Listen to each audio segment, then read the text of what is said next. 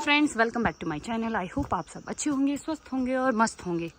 जैसे कि आप लोग को पता होगा कि आजकल मैं आई हूँ अपनी मायके।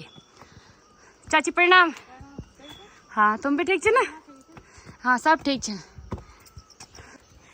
और आज हम जा रहे हैं, आज की व्लॉगिंग स्टार्ट हो रही है 8 बजे से और हम लोग जा रहे हैं ओमकालेश्वर मंदिर। उसके बाद जाएंगे हम लोग काली मठ। तो आप लोग बने रहिएगा और मिलती हूँ मैं आपको थोड़ी देर बाद। तो हम सब के सब रोड में पहुँच चुके हैं।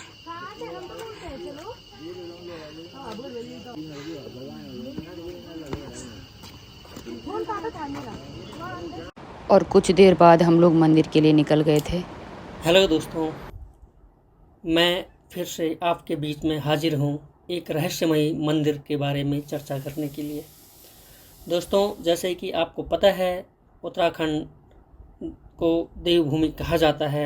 यहाँ पर बहुत ही रहस्यमयी मंदिर मौजूद हैं और आज इसी कड़ी में मैं आपको लिए चलता हूँ रुद्रप्रयाग जिले के गुप्त काशी नामक स्थान से 8 किलोमीटर दूर काली मठ यानी कि कवलथा गांव में, जहां पर स्थित है आपका मां काली का मंदिर। दोस्तों, कहा जाता है कि काली मठ जहां पर आज मंदिर है, वहां से 8 किलोमीटर ऊपर एक काली शिला है, जहां पर मां काली ने शुंभ और निशुंभ नामक 2 राक्षसों का वध किया था। जैसे कि दोस्तों आपको जानकारी है, शुंभ और निशुंभ नामक 2 राक्षसों का जिक्र आप जब माँ दुर्गा की आरती करते हैं तो उसमें भी आता है। इन 2 राक्षसों से परेशान होकर देवताओं ने माँ काली से प्रार्थना की उससे मुक्ति दिलाने के लिए। माँ को इतना क्रोध आया कि माँ का पूरा शरीर काला पड़ गया था और अंत में माँ ने दोनों राक्षसों का वध किया था। स्कंद पुराण के अनुसार माँ तब एक 12 वर्ष की बालिका के रूप में प्रकट हुई थी और इन दोनों राक्षसों का वध करने के बावजूद भी जब माँ का क्रोध शांत नहीं हुआ, तब भगवान शिव स्वयं प्रकट हुए, उनके पैरों के तले लेट गए और उसके बाद माँ का क्रोध शांत हुआ। दोस्तों, इस मंदिर के प्रांगण में वैसे तो बहुत सारे अन्य देवी देवताओं की भी मूर्तियाँ हैं, लेकिन माँ काली की जो बहनें हैं, माँ लक्ष्मी और सरस्वती भी इनके इस मंदिर में स्थित हैं। माँ लक्ष्मी के मंदिर में एक अखंड ज्योति हमेशा जलती रहती है। वैसे तो यहाँ पर भक्तजन साल के 12 महीने दर्शन करने के लिए आते हैं, परंतु शारदीय नवरात्रि में अष्टमी के दिन विशेष योग बनता है और उस विशेष पूजा की जाती है मध्यरात्रि में, वो भी पंडित जी द्वारा अकेले। वहीं पर शिलालेख में दशहरे में हर वर्ष कहा जाता है कि आज भी उस शिलालेख पर रक्त बहने लगता है। यहीं पर माँ सती ने पार्वती के रूप में अपना दूसरा जन्म भी लिया। किंवदंती है कि कालजयी कवि कबीरदास ने भी यहीं पर तपस्या की थी और अनेक ग्रंथों की रचना की। इस मंदिर का पुनरुद्धार पुनर्स्थापना शंकराचार्य द्वारा किया गया।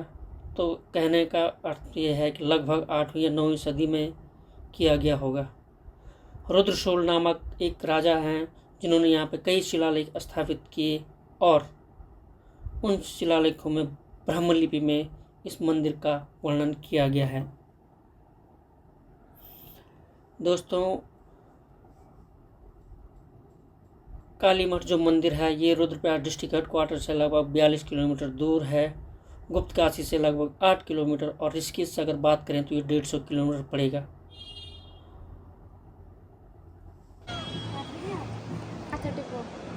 एक माँ अपने बच्चे के साथ, आप देख सकते हैं।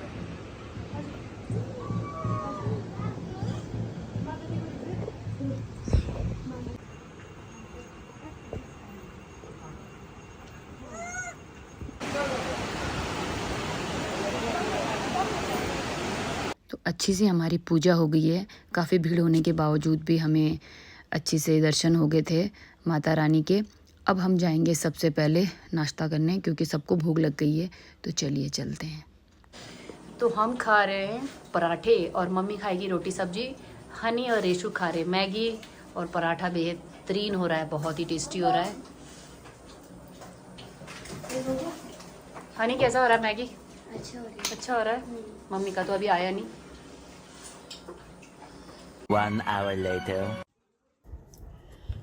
दोस्तों, उत्तराखंड दर्शन की सीरीज़ में मैं फिर से हाजिर हूँ आपके बीच एक और मंदिर के बारे में बताने के लिए। ये मंदिर है रुद्रप्रयाग ज़िले के ऊखीमठ नामक स्थान पर भगवान ओंकारेश्वर का मंदिर, जो कि भगवान शिव को समर्पित है। यहाँ पर भगवान केदार 6 माह के लिए शीतकालीन सत्र में निवास करते हैं। जैसे कि आप परिचित हैं, केदारनाथ में 6 महीने अत्यधिक बर्फबारी होती है, इसलिए 6 माह के लिए भगवान केदार यहाँ पर पधारते हैं। और साथ में इस मंदिर प्रांगण में रहते हैं आपके द्वितीय केदार मदमहेश्वर, तृतीय केदार आपके तुंगनाथ भगवान, चतुर्थ केदार आपके रुद्रनाथ और पंचम केदार जो है कल्पेश्वर भगवान। शीतकाल में यहाँ पर रावलों द्वारा नित्य प्रतिदिन पूजा की जाती है, जो कि मुख्य रावल द्वारा 4 यहाँ पे लोगों की नियुक्ति की जाती है।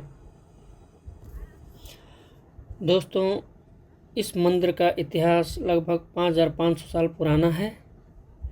कहा जाता है कि यहाँ पर मंधाता नामक एक राजा ने 12 साल तक एक पैर पर खड़े होकर तपस्या की थी, जिसे भगवान शिव ने प्रसन्न होकर ओम ध्वनि के रूप में दर्शन दिए, जिस कारण इस मंदिर का नाम ओंकारेश्वर पड़ा। यहीं इस मंदिर में बाणासुर की पौत्री उषा, जो कि शिव भगत थी एवं श्री कृष्ण के पौत्र की भी शादी हुई थी, और उन्हीं के नाम पर, उषा के नाम पर इस जगह का नाम तत्कालीन उषा मठ पड़ा था, जो बाद में उखा मठ हुआ और वर्तमान में अपभ्रंश होते होते आज हम उसे उखी मठ के नाम से जानते हैं। दोस्तों, उत्तराखंड में अधिकांश मंदिर आपके या तो नागर शैली में बने हैं या कत्यूरी शैली में बने हैं, लेकिन यही एकमात्र ऐसा मंदिर है, और केवल उत्तराखंड का नहीं बल्कि पूरे देश और दुनिया का ऐसा मंदिर शेष है जो धारतुर परकोटा शैली में बना हुआ है। इसके साथ आपके विश्वनाथ और सोमनाथ का मंदिर भी धारतुर परकोटा शैली में निर्मित किए गए थे, लेकिन आक्रमणकारियों के आक्रमण से वो मंदिर नष्ट हो गए। दोस्तों, यहाँ पर ये जो गद्दी स्थल की परंपरा है शंकराचार्य के काल से ही चली आ रही है, और साथ में जर रावल की जो परंपरा है वो भी तभी से प्रारंभ की गई थी, और अब तक वर्तमान में यहाँ पर 325 रावल नियुक्त किए जा चुके हैं। दोस्तों, अगर मैं बात करूँ इसकी लोकेशन की, तो ये लगभग आपके 1300 मीटर की हाइट पर स्थित है, और रुद्रप्रयाग से 40-45 किलोमीटर दूर है। ऋषिकेश से लगभग वही 150 किलोमीटर बाई रोड आप यहाँ तक पहुँच सकते हैं। जैसे कि मेरे पति देव ने आपको ये बता दिया है कि ऊखीमठ में उषा, जो कि वाणासुर की बेटी, और अनिरुद्ध, जो कि भगवान श्री कृष्ण के पोते थे, उनका यहाँ पे विवाह हुआ था। तो यहाँ पे कॉइन डाल के विश मांगी जाती है, तो हम लोग भी यहाँ पे कॉइन डालने की कोशिश कर रहे थे। तो आइए देखते हैं। मैंने भी नहीं बोला। भगवान मेरे पास इतना पैसा मैं दूसरे की हेल्प करूँ। सही बात है।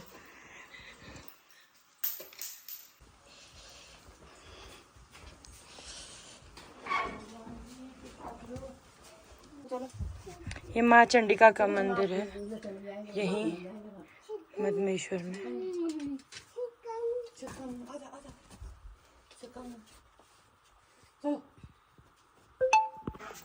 केदारनाथ जी आपको दर्शन का संपूर्ण पुण्य मिलता है।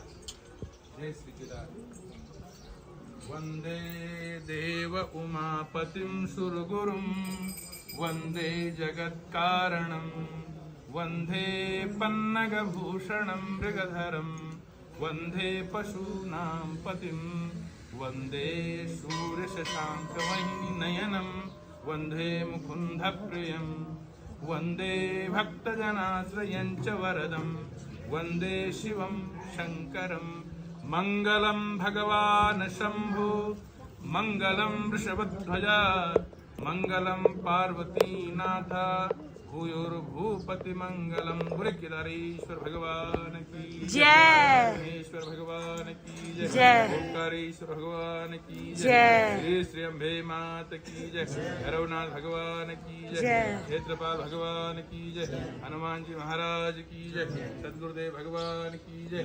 सभी संतजनों की जय। सभी भक्तजनों की जय। केदार खंड की जय।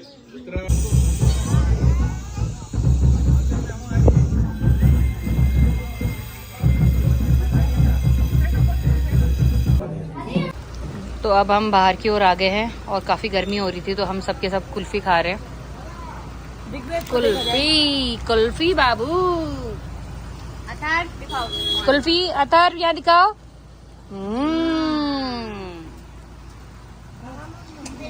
और ये हमारी माता श्री को कुछ खिला रहे मेरे को। माता श्री को देखो हमारी कुल्फ़ी खाते हुए। 4 बज चुके हैं, हमने लंच कर लिया है और अभी हम हैं अगस्त मुनि से थोड़ा आगे। बस अब पहुंचते हैं घर, बहुत थक गए हैं।